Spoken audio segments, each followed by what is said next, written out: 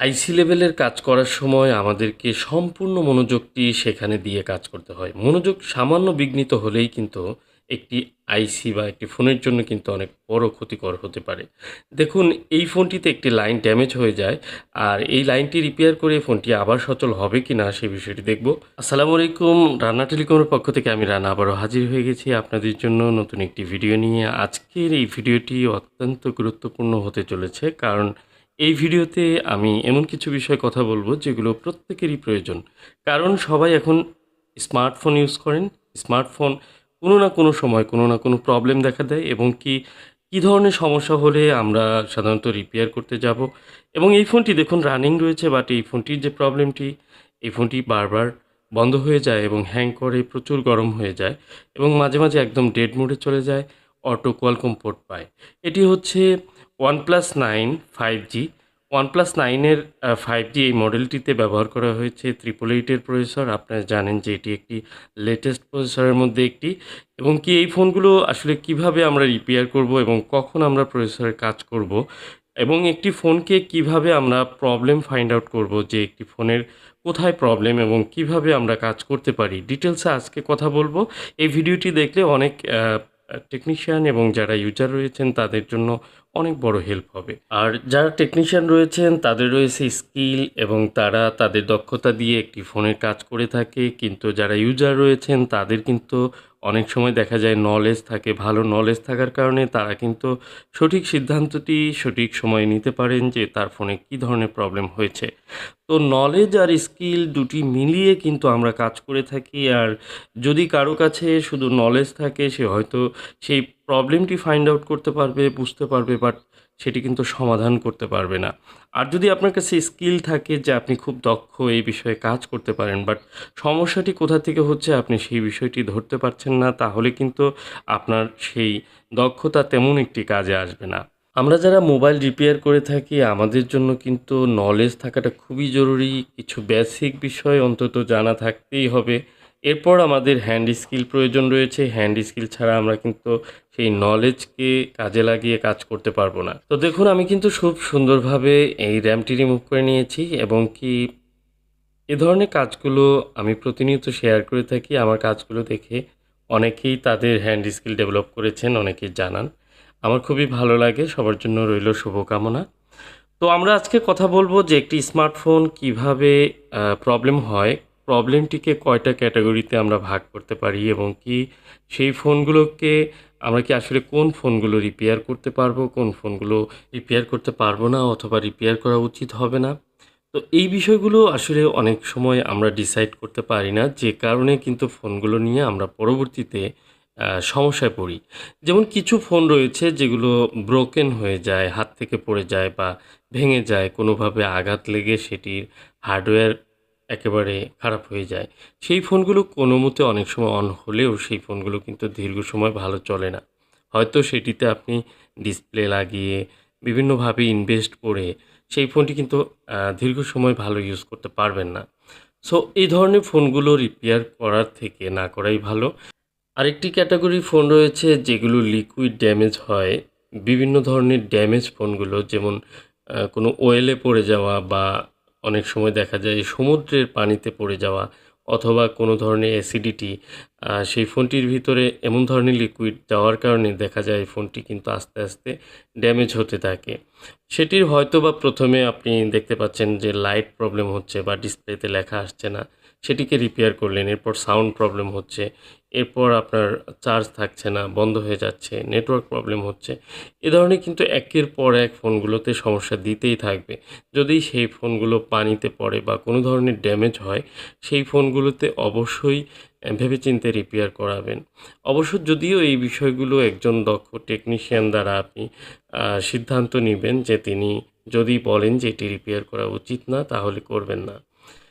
এরপর হচ্ছে যে একটি ফোন খুব একদম সাধারণভাবে ইউজ করছেন, কোনো ধরনের হাত থেকে পড়েনি, কোনো ভাঙা-চোরা বা পানিতে পড়া বা কোনো ধরনের হিস্টোরি নেই। খুব ভালোভাবে ফোনটি ইউজ করছেন। হুট করে ফোনটিতে প্রবলেম দেখা দিচ্ছে। তো এই ধরনের ফোনগুলো যদি সঠিকভাবে আইডেন্টিফাই করা যায় রোগগুলো, তাহলে কিন্তু এগুলো রিপেয়ার পসিবল এবং কি 99% ফোনগুলোই কিন্তু আশা করা যায় রিপেয়ার করা সম্ভব। যদি সেগুলোর পর্যাপ্ত রিকোয়ারমেন্ট যেগুলো প্রয়োজন সেগুলো যদি আমাদের থাকে তাহলে আমরা কিন্তু করতে পারি। যেমন একটি ফোন সাধারণত আমরা যে প্রবলেম সহকারে যে ফোনগুলো আমাদের কাছে আসে, সেই ফোনগুলোতে আমরা কিন্তু আ ১ম এ চেক করি যে ফোনটি অন মোডে আছে না অফ মোডে আছে। তো এই যে একটি সিম্পটম আমি আপনাদের ক্লিয়ার করে বলছি যে একটি ফোন যখন আসে ফোনটি অন হচ্ছে না। এই অন হচ্ছে না এই ফোনটির ২ টি ক্যাটেগরি হতে পারে। একটা হচ্ছে স্ক্রিন অন, আরেকটা হচ্ছে স্ক্রিন অফ। স্ক্রিন অন বলতে ফোনটিতে লেখা আছে ফোনটি হয়তো রিস্টার্টিং করছে অথবা ফোনটি ফ্রিজ হয়ে যাচ্ছে মানে হ্যাং হয়ে যাচ্ছে অথবা কিছুক্ষণ পর অফ হয়ে যাচ্ছে ডিসপ্লে এসে। আরেকটি হচ্ছে স্ক্রিন অফ মানে একেবারে ডেড মোডে আছে। আর ডেড মোডে থাকা ফোনকে আবার আমরা ৩ ভাগে ভাগ করতে পারি। একটি হচ্ছে ওভার রিডিং, যেটি আমরা ডিসি পাওয়ার সাপ্লাইয়ের মাধ্যমে চেক করতে পারি যে অতিরিক্ত পাওয়ার কনজিউম করছে কিনা। আরেকটা হচ্ছে লো রিডিং, যেটি স্বাভাবিকের চেয়ে অনেক কম কারেন্ট কনজিউম করছে। আরেকটি মুড হচ্ছে আ পাওয়ার অন মুড, যেটি ফোনটি আসলে সম্পূর্ণ অন আছে বাট ডিসপ্লেতে আপনি কিছু দেখতে পাচ্ছেন না। তো এটি একটি কন্ডিশন হতে পারে। এরকম ফোন আমরা অনেক সময় পেয়ে থাকি যে ফোনটি আসলে ইন্টারনালি অন আছে বাট বাহির থেকে বোঝা যাচ্ছে না যে ফোনটি অন আছে। সেগুলো আমরা ডিসি পাওয়ার সাপ্লাইয়ের মাধ্যমে রিডিং দেখে বুঝতে পারি যে ফোনটি আসলে অন আছে। তো আমরা যে ২ টি ভাগে ১ম এ দেখেছিলাম যে একটি ডেড ফোনের ক্ষেত্রে বা প্রবলেম ফোনের ক্ষেত্রে স্ক্রিন অন এবং স্ক্রিন অফ ২ টি ভাগে ভাগ করে আমরা যে বিষয়গুলো পেলাম। তো আমরা স্ক্রিন অন যে ফোনগুলো যেগুলোতে ফ্রিজ হয়ে যায়, ডিসপ্লে আম আটকে থাকে বা ফোনটিও হ্যাং হয়ে যায় অথবা রিস্টার্ট করে, এই রিস্টার্টিং অপশন থেকে আমরা এটিকে আবার ২ ভাগে ভাগ করতে পারি। আর এর মধ্যে একটি হচ্ছে সিস্টেম ফেইল, যেটি নরমালি কারেন্ট কনজিউম করছে বাট এই ফোনটিতে সফটওয়্যার ইস্যু হতে পারে এবং আ আরেকটি প্রবলেম হতে পারে যে ইন্টারনালি যে সার্কিটগুলো কমিউনিকেশন করবে যেমন ওয়াইফাই বা বেসমেন্ট আইসি, অডিও আইসি, যেটি হচ্ছে I2C যে লাইনগুলো থাকে ফোনটিতে, সে I2Cর সেলকে ডাটা লাইনগুলো যদি কোনোভাবে প্রবলেম করে বা কোনো চিপে বা আইসিতে কোনো প্রবলেম করে তাহলে যে I2C লাইনগুলো সেগুলো কিন্তু ফল্ট ডিটেক্ট করবে। এরপর সেই ফোনটি কিন্তু হ্যাং হয়ে যাবে, ফ্রিজ হয়ে থাকবে। এই প্রবলেমটি হতে পারে। এটি আপনারা যখন প্র্যাকটিক্যালি কাজ করবেন এই বিষয়গুলো মিলিয়ে দেখতে পারেন। এরপর আরেকটি হচ্ছে যে সিস্টেম ফেইল। একটি সিস্টেম ওকে থাকবে, আরেকটি হচ্ছে সিস্টেম ফেইল। আপনি সিস্টেম ফেইল যখন হবে তখন সেই ফোনগুলোতে আপনার যে আ বুস্ট লাইনগুলো আছে, যেগুলো বাক কয়েল থেকে শুরু করে এবং বুস্ট লাইনগুলো, যেগুলো দেখা যায় যে কোনো ধরনের ফল্ট হলে তখন কিন্তু ফোনটি রিস্টার্ট করতে থাকবে। কোনো ভোল্টেজ ফল্ট হলে রিস্টার্ট করতে থাকবে। তো এরপর রিস্টার্টিং ইস্যুটি আসে যে সিস্টেমে এন্টার করার পর দেখা যায় যে আ ইন্টারগ্রেট করে যে সার্কিটগুলো যেমন ওয়াইফাই বেসব্যান্ড I2C র যে লাইনগুলো আছে, এই লাইনগুলোতে যদি কোনো ফল্ট হয় তখন কিন্তু ফোনটি রিস্টার্ট করতে থাকে। তো আমরা যে অন কন্ডিশনে ফোনগুলো থাকা, ফ্রিজ এবং রিস্টার্টিং ইস্যু নিয়ে আমরা কথা বললাম। এরপর আমরা যাব হচ্ছে যে ডেড মোডে মানে স্ক্রিনে অফ থাকা, স্ক্রিনে কোনো লেখা, লাইট কোনো কিছু আসে না। এই ধরনের ফোনের ক্ষেত্রে যে ৩ টি ভাগ করেছিলাম, একটি হচ্ছে লার্জ কারেন্ট মানে হচ্ছে ওভার রিডিং। ওভার রিডিং বলতে যেমন একটি ফোনে 20, 50 এর মধ্যে রিডিং থাকবে। কিন্তু এই ফোনটিতে আ 80 বা 90 বা 100 এর উপরে ১ম থেকেই রিডিং টানছে। মানে ডিসি পাওয়ার সাপ্লাইয়ের মাধ্যমে আপনার কাছে মনে হচ্ছে যে ওভার কারেন্ট টানছে। এই ধরনের ফোনগুলোতে যে প্রবলেমগুলো হয়ে থাকে, তো এটি ডিসি পাওয়ার সাপ্লাই আপনি চেক করার পরেই আপনি বুঝতে পারবেন। এটি হচ্ছে ভিভ্যাটের যে লাইনগুলো থাকে বা সার্কিট শর্ট থাকলে শর্ট সার্কিটের মাধ্যমে এই ওভার রিডিংগুলো আসে। এটি একটি ডেড ফোনের একটি কন্ডিশন। ওভার রিডিং আমরা যখন শর্ট সার্কিট পেয়ে থাকি তখন কিন্তু ওভার রিডিং পেয়ে থাকি। তো এরপর সাম ক্রিটিক্যাল কন্ডিশন যেগুলো থাকে যে পাওয়ার সাপ্লাইয়ের বিভিন্ন ধরনের ভোল্টেজগুলো ফ্লো করতে পারে না, তখন কিন্তু সেকেন্ডারি অনেক লাইনে কিন্তু শর্ট হয়ে যায়। যে কারণে কিন্তু এই ফোনটিতে দেখা যায় যে ওভার কারেন্ট টানতে পারে এবং সেই ফোনগুলো অনেক সময় কিন্তু রানিং থাকে। হয়তো ফোনটি রানিং আছে বাট ফোনটি প্রচুর গরম হচ্ছে। হ্যাঁ? সেকেন্ডারি লাইন বা আ অন্য কোনো লাইনে হয়তো শর্ট আছে বাট ফোনটি কিন্তু অন আছে। এরকম হতে পারে অডিও আইসিতে হতে পারে যে শর্ট আছে কিন্তু ফোনটি অন হচ্ছে বাট ফোনটি কিন্তু প্রচুর গরম হচ্ছে। এরপর আমরা যে প্রবলেমটি পেয়ে থাকি ডেড মোডের ক্ষেত্রে যেটি লো রিডিং মানে একেবারে যেটি কনজিউম করার কথা কারেন্ট সেটি অনেক কম কারেন্ট কনজিউম করছে। এটি হতে পারে একদম নো কারেন্ট মানে ননসেন্স। আপনার কোনো ডিসি পাওয়ার সাপ্লাই লাগানোর সাথে কোনো রিডিং পাচ্ছেন না। আর এই কন্ডিশনে কিন্তু আপনাকে ১ম এ চেক করতে হবে পাওয়ার বাটন সার্কিট ঠিক আছে কিনা, কোনো ফল্ট আছে কিনা। এরপর যে ফোনগুলোতে দেখা যায় যে স্ক্রিন অফ আছে বাট ফোনটি কিন্তু অন আছে। ফোনটি অন থাকে বাট স্ক্রিনে কোনো কিছু আসে না। এই ধরনের ফোনের ক্ষেত্রে আমরা কি করতে পারি? এই ধরনের ফোনের ক্ষেত্রে যে কমন বিষয়গুলো যে পাওয়ার সাপ্লাই যে আইসিগুলো আছে, পাওয়ার সাপ্লাই আইসি চেক করতে হবে। সিপিইউ ফল্টি সিপিইউ হতে পারে। সিপিইউ থেকে যে গ্রাফিক্স মিসিং থাকে সেটি থেকে হতে পারে এবং ব্যাকলাইট সার্কিট যেটি লাইট বা গ্রাফিক্সের যে লাইনগুলো এগুলো তো চেক করতে হবে। তো এছাড়া আপনার ডিসপ্লে চেক করতে হবে। এগুলো কমন কিছু বিষয় তো থাকেই। তো আমরা একটি ফোনকে যখন ডেড মোডে থাকা একটি ফোন আসে বা প্রবলেম নিয়ে যারা আমাদের কাছে আসে আমরা কিন্তু এইভাবে ফল্টগুলো ফাইন্ড আউট করতে পারি। যদিও এভাবে বিস্তারিত আলোচনা আ একটি ভিডিওতে এভাবে করা সম্ভব না। আমি খুব বেসিক জিনিসগুলো তুলে ধরার চেষ্টা করেছি। যেহেতু আমার এই ভিডিওগুলো অনেকেই দেখছেন এবং বাংলা ভাষায় বাংলায় এত সুন্দরভাবে এক্সপ্লেইন করে কোনো ভিডিও আছে কিনা আমার জানা নেই। তো আমার ভিডিও যদি আপনাদের ভালো লাগে অবশ্যই লাইক করে যাবেন। আর একটি বিষয় যে প্রতিদিন প্রতিনিয়ত এ ধরনের ভিডিও কিন্তু সম্ভব হয় না। তো এই ভিডিওটা অনেক গুরুত্বপূর্ণ। আশা করি ভিডিওটা শেয়ার করে রাখবেন। শেয়ার করলে কি হবে যে এই প্রবলেমগুলো সম্পর্কে অনেকে আমরা জানতে পারবো এবং কি একটি ফোনের কয়টি কন্ডিশনে আমরা কিভাবে কাজ করব। আমরা কিন্তু ডায়াগনোসিসের সময় অনেক সময় ভুল করে ফেলি। দেখা যায় যে অনেক ভুল সিদ্ধান্তের কারণে আমাদের কাজগুলো কিন্তু এলোমেলো হয়ে যায়। পরবর্তীতে সেগুলো গুছিয়ে ওঠা সম্ভব হয় না। সবচেয়ে বড় কথা হলো যে কাজ করা ফোনগুলো যেগুলো আমরা পেয়ে থাকি অনেক সময় এত বেশি খারাপ কন্ডিশন থাকে যে আপনার ফোনটির A to Z সবকিছুই কাজ করা হয়েছে। কিন্তু কোনো গাইডলাইন মেনে যদি কাজ করা না হয় তাহলে সেই ফোনগুলো কিন্তু সেকেন্ড টাইম কেউ দেখলে সেই ফোনটি কিন্তু রিপেয়ার করা সম্ভব হয় না বা অনেক ক্ষেত্রে সম্ভব হলেও সেই ফোনগুলো ভালো চলে না। এটি হচ্ছে একেবারে রিয়েল একটি কথা কারণ আমি জীবনে অনেক ফোন রিপেয়ার করেছি। তো ইতিমধ্যে আপনারা দেখেছেন যে আমার ভিডিওতে অসংখ্য ভিডিও রয়েছে। আমি যদিও মেইনলি প্রসেসর নিয়ে কাজ করি এখন বর্তমানে শুধুমাত্র প্রসেসর অ্যান্ড্রয়েড প্রসেসর নিয়েই কাজ করি। তো সব ধরনের পাওয়ার সেকশন এবং বিভিন্ন ধরনের সার্কিট যে ফল্ট ডিটেকশনগুলো সেগুলো কিন্তু একসময় করেছি, এখনও অনেক করতে হয়। তো একটি ফল্ট আমরা যখন ডিটেক্ট করি তখন কিন্তু আমাদের ডিপ নলেজ থাকা প্রয়োজন।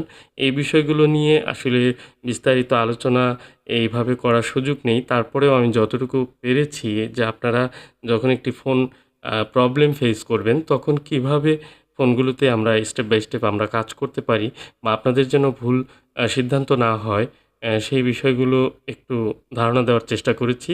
আশা করি ভিডিওটি ভালো লেগেছে। ভালো লাগলে অবশ্যই আ চ্যানেলটি সাবস্ক্রাইব করে একটি লাইক বাটন প্রেস করে দেবেন। আর সবার সাথে শেয়ার করে রাখবেন। তো সিপিইউ রিবলিংয়ের কাজ মূলত আজকে উদ্দেশ্য হচ্ছে যে একটি ফোন বেশ কিছুদিন যাবতই ছিল। ফোনটির আমি সিপিইউ রিবোলিং করব। এটি আমাদের একজন টেকনিশিয়ান ভাই রেফার করেছেন, আমার কাছে পাঠিয়েছেন। আর ফোনটি যার উনি সরাসরি আমার কাছে আছেন। তো এই ফোনটিতে মূলত ডিসপ্লেতে গ্রিন লাইন ছিল। তো উনি ডিসপ্লে রিপ্লেস করেছেন এবং সম্ভবত ডিসপ্লেটি আইপিএস একটি ডিসপ্লে লাগিয়েছেন অ্যামোলেডের জায়গায় যেন সেকেন্ড টাইম গ্রিন লাইন না আসে। তো এই ফোনটি উনি এরপর থেকে লক্ষ্য করছেন যে ফোনটিতে বিভিন্ন সমস্যা হচ্ছে। ফোনটি কিছুক্ষণ ইউজ করার পর ফোনটি অনেক গরম হয়ে বন্ধ হয়ে যায় অথবা হ্যাং হয়ে যায়। তো ফোনটি কন্টিনিউ ভালোভাবে ইউজ করতে পারছেন না এবং কি যখন ডেড মোডে চলে যায় তখন কিন্তু এই ফোনটি কোয়ালকম পোর্ট করে। আর একটি অটো পোর্ট করা ফোন বিশেষ করে কোয়ালকম স্ন্যাপড্রাগন যে চিপগুলো রয়েছে এগুলোতে অনেকগুলো কারণেই কিন্তু কোয়ালকম পোর্টে চলে যেতে পারে। সেগুলো হচ্ছে RAM যদি আপনার ডিটেক্ট করতে না পারে, একটি প্রসেসরের সাথে RAM কিন্তু অ্যাটাচ থাকে। তো এই প্রসেসরটি ভেদ করে কিন্তু র্যামের কানেক্টিভিটিগুলো পেয়ে থাকে, ভোল্টেজ থেকে শুরু করে সব কিছু। তো দেখা যায় যে প্রসেসরের নিচের বল সেগুলো ফল্ট হলেও কিন্তু একটি র্যাম ফল্ট হতে পারে। আবার র্যাম থেকে যে স্টোরেজ আইসিতে যে কানেক্টিভিটিগুলো রয়েছে সেগুলোর কোনো বল যদি ডাই হয়ে যায়, সেক্ষেত্রেও কিন্তু এগুলো দেখা যায় যে ডেড হয়ে যেতে পারে এবং অটো পোর্ট করতে পারে। এরপর হচ্ছে যে আপনার একটি আইসি, একটি চিপ যখন সঠিক নিয়মে কাজ করে সেটিকে রিইনস্টল করা হয়, তাহলে সেই ফোনটি কিন্তু আবার আগের মতোই চলে। তো সেখানে আসলে কোনো ধরনের ড্যামেজ বা এই ফোনগুলোর আইসিগুলো কিন্তু ইন্টারনালি ড্যামেজ হয়। আমরা অনেক সময় হিট দিয়ে আইসিগুলো রিমুভ করি, তখন কিন্তু অতিরিক্ত হিটে ড্যামেজ হতে পারে। এটি সঠিক গাইডলাইন আপনাকে জানতে হবে এবং কি এই সিপিইউর ভিতরে ইন্টারনালি যদি কোনো ড্যামেজ হয়, সেটি কিন্তু বাহির থেকে দেখা যায় না। সেই ফোনগুলো কিন্তু বিভিন্ন সমস্যা হতে পারে। চিপগুলো গরম হতে পারে, রিস্টার্ট হতে পারে, অ্যাগেইন ডেড হতে পারে। কিন্তু যদি কোনো কানেক্টিভিটি ফল্ট হয়, সেটি কিন্তু আপনি দ্বিতীয়বার রিবোলিং করে ফল্ট সেটি সমাধান করতে পারবেন। এটি কিন্তু একটি সবচেয়ে বড় বিষয়। তো চিপগুলোর কাজ করা বা প্রসেসর, এসওসি এগুলো নিয়ে কাজ করার যাদের অভিজ্ঞতা রয়েছে তারা বিষয়গুলো তো অবশ্যই জানেন। তো দেখুন এখানে যে একটি লাইন ড্যামেজ হয়েছে, আমার কাছে লাইনটি আ উঠে গেছে। এটি একেবারে আনফরচুনেটলি এই ঘটনা ঘটে গেছে। আর এ ধরনের ঘটনা কিন্তু ঘটতে পারে। আইসি কিন্তু রিমুভ করার সময় কিন্তু লাইনটি ড্যামেজ হয়নি। তো ওই লাইনটি আমি রিপেয়ার করব। মাস্ট বি ওটি রিপেয়ার করতে হবে। যেহেতু একটি আম কাজের একটি লাইন, দরকারি লাইন, সেগুলো তো অবশ্যই আপনাকে বুঝতে হবে যে কোনটি দরকারি, কোনটি অদরকারি। তো দরকারি লাইনগুলো অবশ্যই যদি কোনো সময় উঠে যায়, সেটি যদি আপনি রিকভারি করে দেন, একেবারে আগের মতো চলবে। ভয়ের কোনো কারণ নাই। এ ধরনের অ্যাক্সিডেন্ট বা কোনো সময় কোনো লাইন উঠে যাওয়া, টিপস উঠে যাওয়া, এটি কিন্তু ঘটে যেতে পারে। যদি ঘটে যায়, তাহলে আপনাকে প্রথমে সেই বিষয়টি খুব সুন্দরভাবে চিন্তা করে সেটিকে রিপেয়ার করে একদম আগের মতো করে দিতে হবে। তাহলে কিন্তু ফোনটি ঠিক আগে যেমন ছিল তেমনই চলবে। এই ফোনটিতে সিপিইউর RAM রিবোলিংয়ের যে প্রসেসটি আপনারা সম্পূর্ণই মোটামুটি প্রসেসটি দেখেছেন।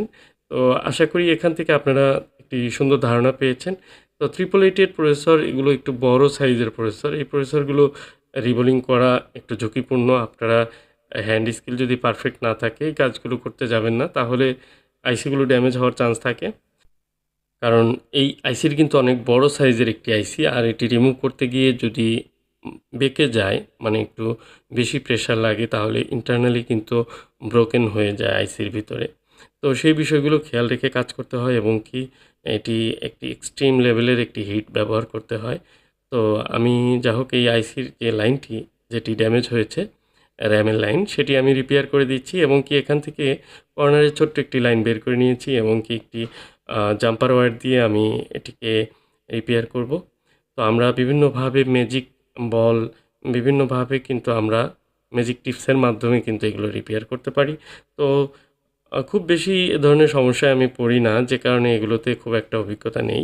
তো তারপরে চেষ্টা করি সুন্দর করে এ ধরনের কোনো সমস্যা হলে সেটিকে রিপেয়ার করে কাজ করার। কারণ আমরা যে কাজ করি, কাজের সময় বিভিন্ন সমস্যা হতে পারে। কাজের সময় যে সমস্যাই হোক না কেন, সেটিকে সমাধান করার যোগ্যতা আপনার থাকলে আপনি সেখান থেকে বেরিয়ে আসতে পারবেন। তো ভয়ের কোনো কারণ নেই। দেখুন আমি ইউভি লাইটের মাধ্যমে এখন এটিকে হার্ড করে নেব এবং ইউভি গ্লু ব্যবহার করার পর আমরা এটিকে খুবই শক্তিশালী একটি লাইন তৈরি করে দিলাম এবং এই লাইনটি কিন্তু আর ড্যামেজ হবে না এবং কি লাইনটি কিন্তু একদম আগের মতোই কানেক্টিভিটি দিতে থাকবে। আর এই লাইনগুলো যখন আমরা একটি লাইন রিপেয়ার করব, তখন এই বিষয়টি অবশ্যই খেয়াল রাখতে হবে যে লাইনটি ঠিকঠাক মতো পাচ্ছে কিনা এবং সেটি যেন ভবিষ্যতে ফল্ট না হয়, সেভাবে অবশ্যই মজবুতভাবে কানেকশন করে দিতে হবে। তো আমি সিপিইউর উপরে ভালো করে ক্লিন করে নিচ্ছি এবং কোথাও যেন কোনো ধরনের, দেখুন এখানে হালকা একটু গ্লু মনে হচ্ছে। তো প্রসেসরের উপরে যদি কোনো গ্লু থাকে, তাহলে র্যামটি ঠিকঠাকভাবে নাও বসতে পারে, যে কারণে আমি এগুলো পরিষ্কার করে নিচ্ছি। আর আইসির কালারটি দেখুন, একদম কোম্পানি ফ্যাক্টরি যে কালার থাকে সেভাবে কিন্তু সুন্দরভাবে কালারটি রয়েছে এবং কোনো ধরনের স্ক্র্যাচ নেই, কোনো ধরনের ড্যামেজ নেই। এভাবে কাজগুলো করলে এই ফোনগুলো কিন্তু একদম আগের মতোই চলবে বলে আশা করা যায়। তো আমরা আজকের এই প্রসেসর রিবোলিংয়ের কাজের কিন্তু শেষ প্রান্তেই চলে এসেছি। এখন র্যামটি ইনস্টল করব। আর আজকের ভিডিওটির মূল উদ্দেশ্য ছিল যে একটি ফল্টি ফোন বা ডেড ফোন বা ফোনের কী কন্ডিশনে আমাদের কাছে একটি ফোন আসতে পারে এবং সেটিকে আমরা কয় ভাগে ভাগ করে কিভাবে সেটিকে সমাধান করব এবং কী লাইনগুলো আমরা চেক করতে পারি। আসলে আমরা প্রতিনিয়তই বিভিন্ন ধরনের যে অ্যান্ড্রয়েড ফোনগুলো কাজ করে থাকি এবং কি একেকটি ফোনের একেক ধরনের প্রবলেম থাকে সেগুলো কিন্তু আলাদাভাবে সেকশনে আমাদের চেক করতে হয় এবং কি অনেক ফোনের অনেক ধরনের সব ফোনে কিন্তু সিপিইউ ইস্যু হয় না। তো সিপিইউর যে RAM, সিপিইউ এ ধরনের যে সমস্যাগুলো সেগুলোকে ফাইন্ড আউট করে আলাদাভাবে সেই কাজগুলোই আমি করে থাকি এবং কি অন্যান্য যে প্রবলেমগুলো সেগুলো কিন্তু আমাদের ভিন্ন সেক্টর রয়েছে, সেই সব সেক্টরে কিন্তু কাজ হয়। তো অনেক সময় ফল্ট ফাইন্ডিং করার জন্য দেখা যায় বিভিন্ন কাজগুলো করে থাকি। আসলে অনেকের ধারণা, বেসিক ধারণাটি থাকা খুবই জরুরি যে আমরা যখন একটি ফোনকে কাজ করব, সেই ফোনটি কোন ধরনের প্রবলেম হতে পারে এবং কিছু ফোন রয়েছে যেগুলো সম্পর্কে ফোনের ইউজারদের টোটালি কোনো ধারণা থাকে না। একেবারে ফোনটি হয়তো ভেঙে চুরে খুব খারাপ অবস্থায় আছে, ফোনটির ডিসপ্লেটি ভেঙে গেছে। তো তখন ডিসপ্লে চেঞ্জ করতে আসছে উনি। এরকম অনেক সময় আমরা পেয়ে থাকি। বাট ফোনটি কিন্তু দেখা যায় যে আ আসলে পরবর্তীতে ভালো চলে না। তো এ ধরনের অনেক ফোনই রয়েছে যেগুলো রিপেয়ার করতে অবস্থা খারাপ হয়ে যায়। তো আমি ওয়েট করছি এবং দেখছি ফোনটি অন হয় কিনা। আমি অলরেডি রিবোলিং তো করে নিচ্ছি। তো আলহামদুলিল্লাহ দেখুন ফোনের লোগো চলে এসেছে। আর ব্যাটারিতে চার্জ সম্ভবত কম রয়েছে। এই ফোনটি একটু চার্জ দিয়ে ফোনটিকে অন করার চেষ্টা করব। এবং কি এই ফোনটি আশা করি একদম আগের মতো চলবে। আর এই ফোনটির যে ধরনের প্রবলেম ছিল, খুব বেশি সম্ভাবনা আছে যে এটি প্রসেসর থেকেই প্রবলেমটি হয়েছিল।